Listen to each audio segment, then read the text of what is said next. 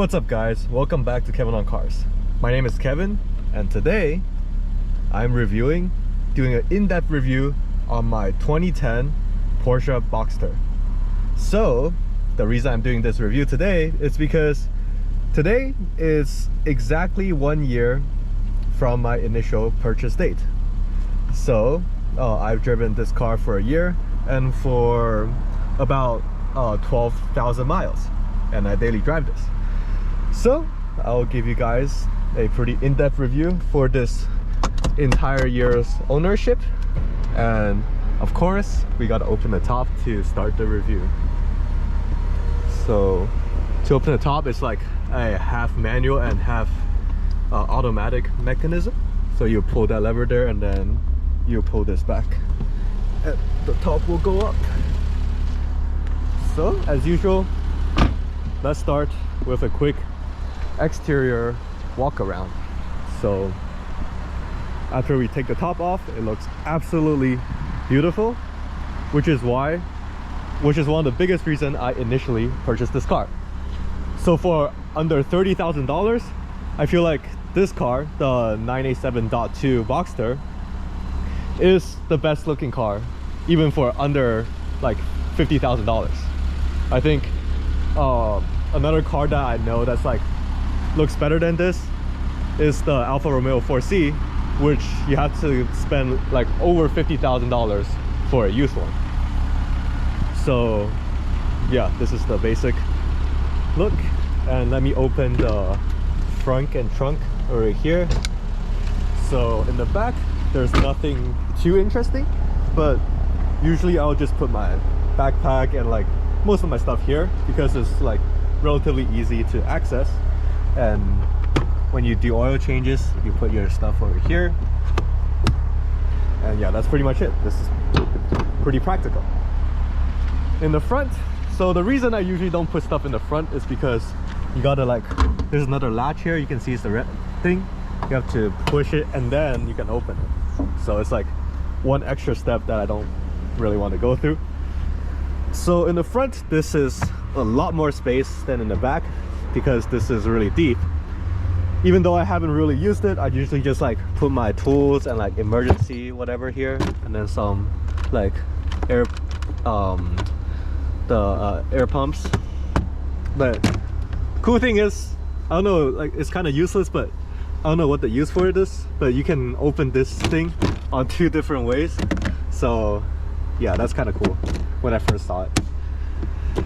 And then here you have the brake fluid, I think. Yeah, that's the brake fluid. And then the windshield over there. And you have the Porsche logo right there. Oh yeah, one more thing I found really cool is like this is like really light and it's hollow.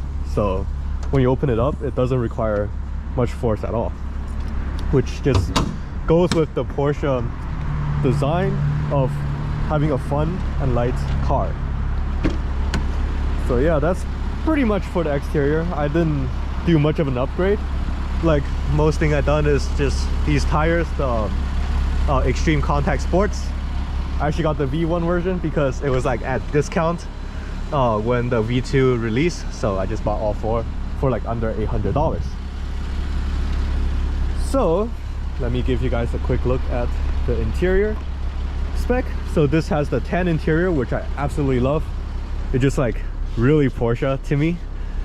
And yeah, let's get inside. Ooh. So right after you get inside, the first thing you'll notice is how low you're sitting, and you can really get really low if you just keep pumping the seat down over here. And at my seating position, most girls that came into this car will just can't even see out of the front window. So yeah, this is the interior. One thing I found really cool is obviously the cup holder, but I heard like a lot of people's cup holder has broken over the years, so I hope mine does not. And let me think. Oh yeah, one last thing is I love this glove box, especially this hinge here. When you open it, it has a very like good like mechanical feel to it. Like I just want to keep opening and closing this all day. Oh yeah, one more thing, you can put a pencil or a pen here, which I put a pencil there. So yeah, that's pretty cool. Yeah, without further ado, let's go for a quick drive.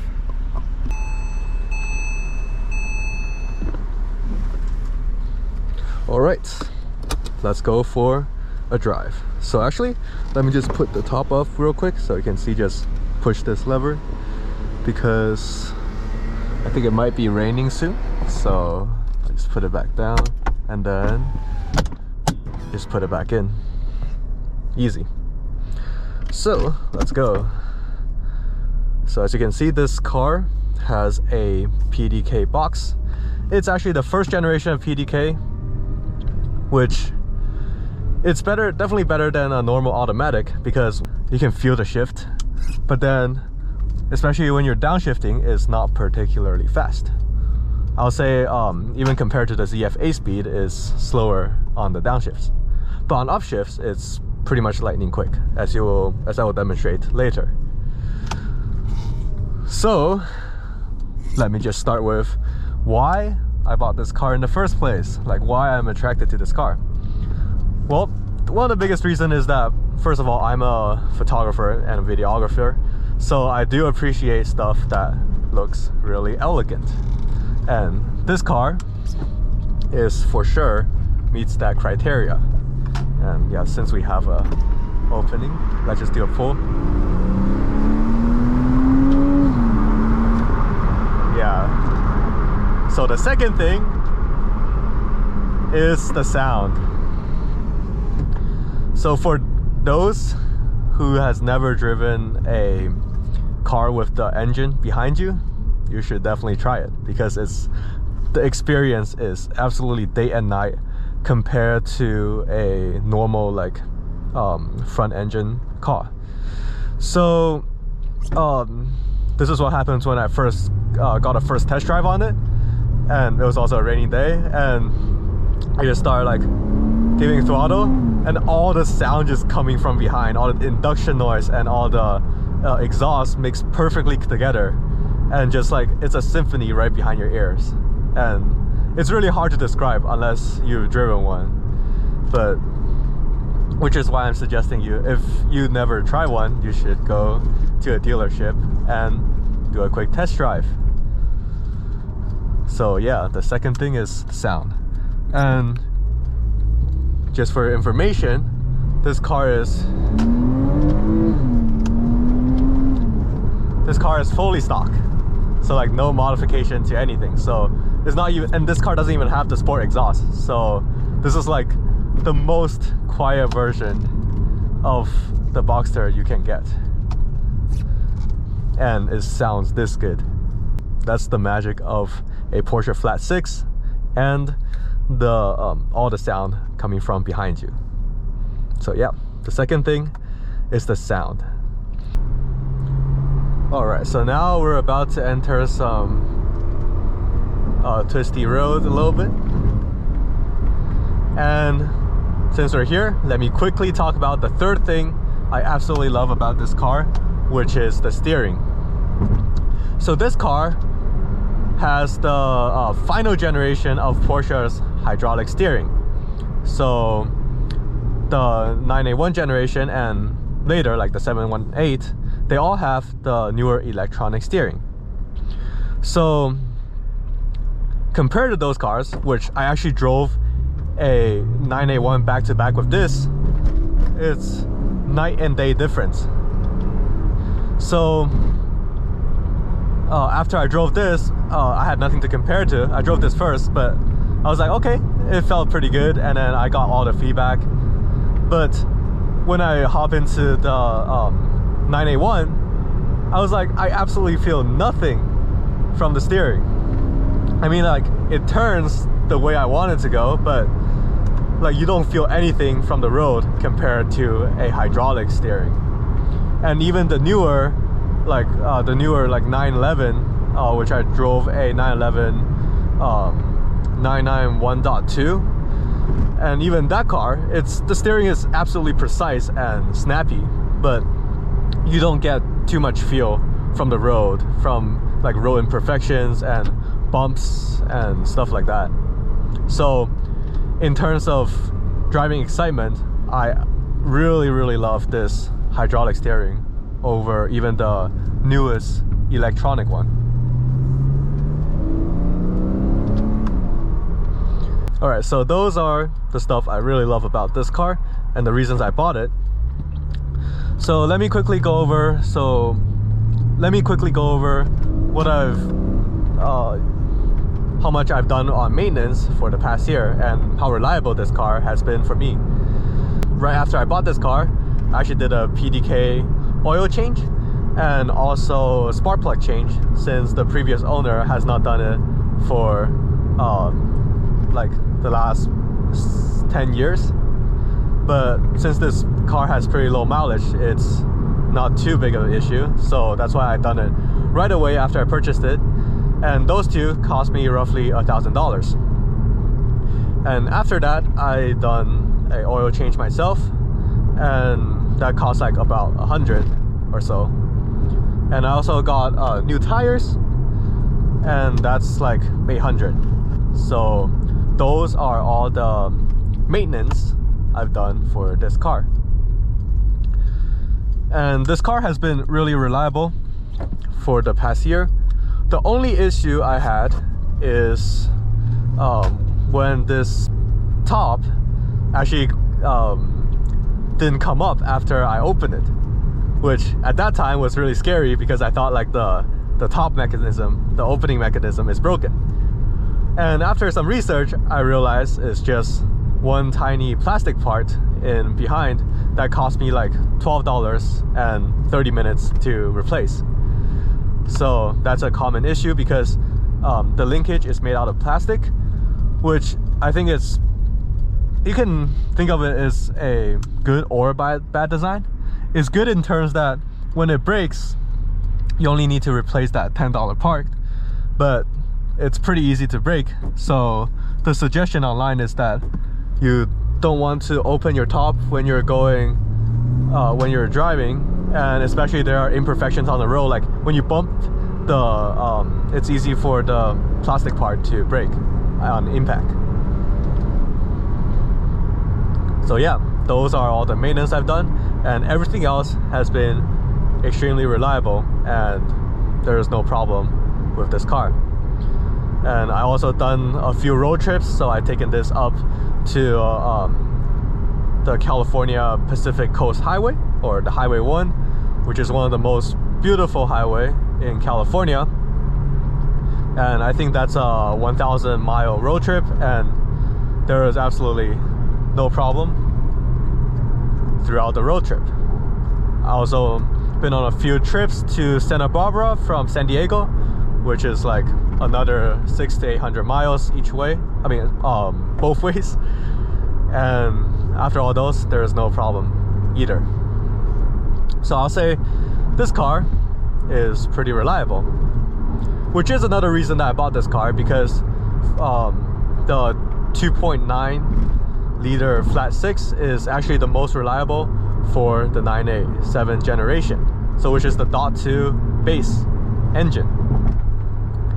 And the previous, like half a generation before, which is the 987.1, has known like IMS bearing issues. And even though it's not like half the car has that issue, maybe I think it's more like a few percent of car that has that issue, but I just want the peace of mind of having this engine and not having that issue to think about whatsoever. So yeah, this car is pretty reliable, and hopefully I don't jinx it. Ooh, that's a nice 986. I think it's a Model T race car. That is sick. Okay, other things you guys might want to know. Well, fuel economy, let me just scroll it down. 23.3 miles per gallon. Well, on my commute to school, I usually just take the highway, so that's why the mileage is pretty good. And on like the long road trips on highways, it can actually go up to like 27 to 28 miles per gallon, which I've done. So I think overall this engine is quite efficient, as long as you're not like fully pushing it.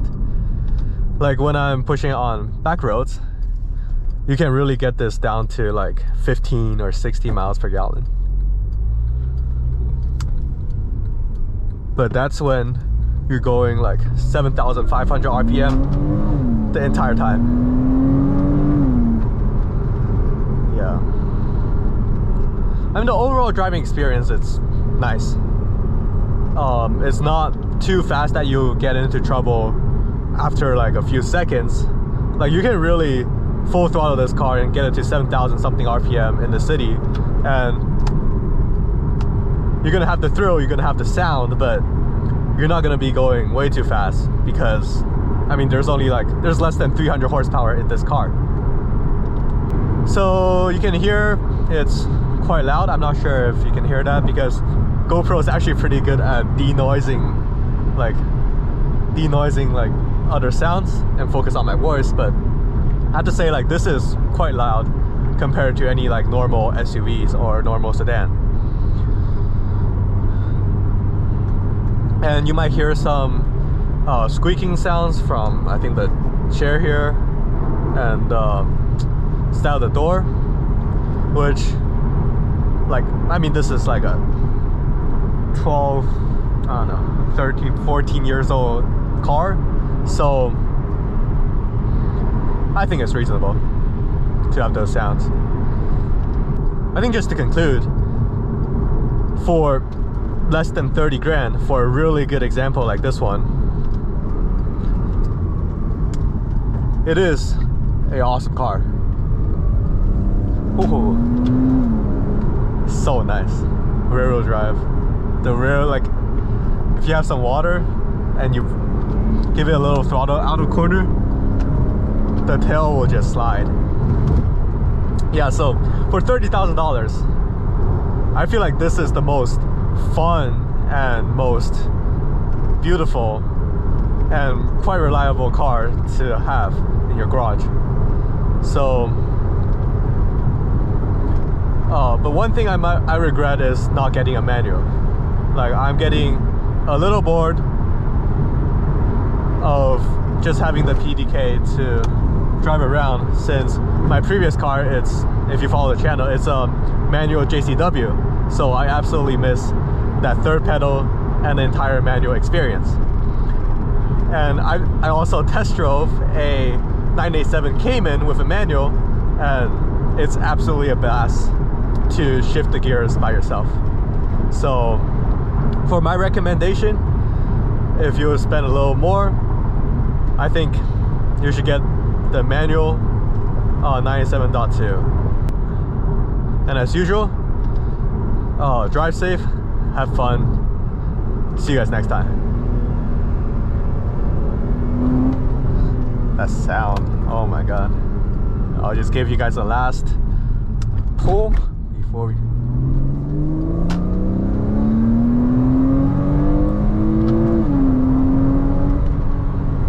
So good. All right, see you guys next time.